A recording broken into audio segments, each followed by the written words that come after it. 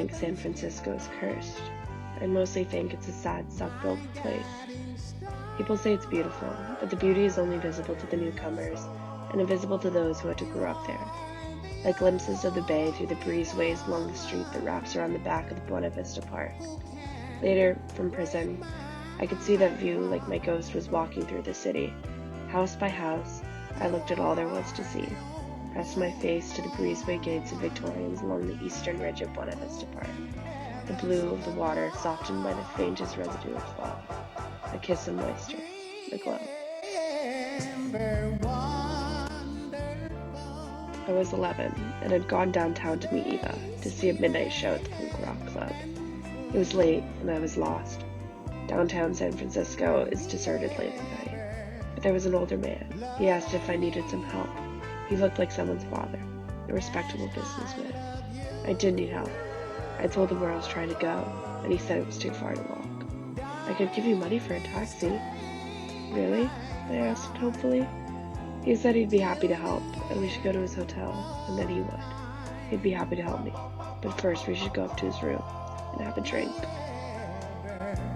Wonderful, wonderful, be ever mine, ever mine.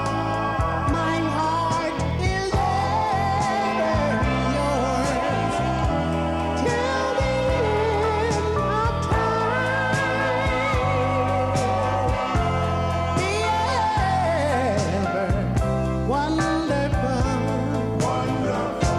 Be ever mine.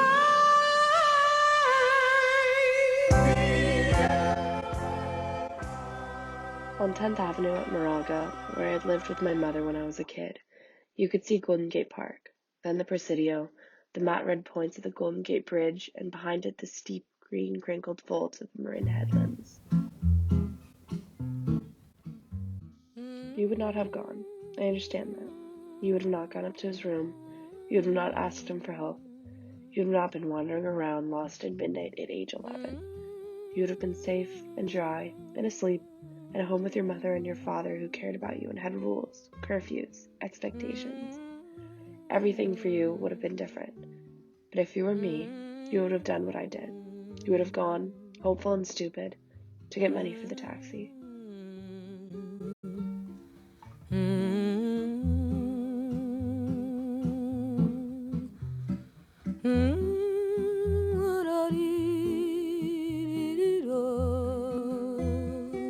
If you were visiting the city, or if you were a resident from the other, more admired parts of the city, and you took a trip out to the beach, you might have seen, beyond the seawall, our bonfires, which made the girls' hair smell of smoke.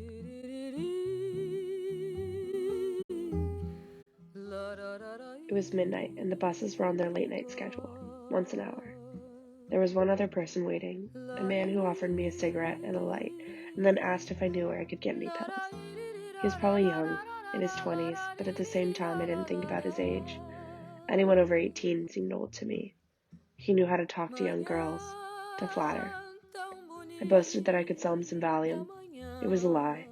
I was a 12-year-old whose friend had lucked into her mother's temporary supply. Still, I said I could probably get him some. Can I buy them now? He asked. I said I had to call my friend. He wanted to give me his phone number so I could call him after I spoke with her. Neither of us had pen and paper, and I secretly doubted I could get more Valium, but I was trapped in my lie. He took off his shoe. I watched as the man, sweat-soaked, on that cold night, scratched out his number on the wall with the heel of his shoe so I could call him when I got what he needed, and I thought, what have I done? Não sei se outro dia haverá. É nossa manhã tão bela afinal, manhã de carnaval. What I eventually came to understand about San Francisco was that I was immersed in beauty and barred from seeing it. I could never have a future in that city, only a past.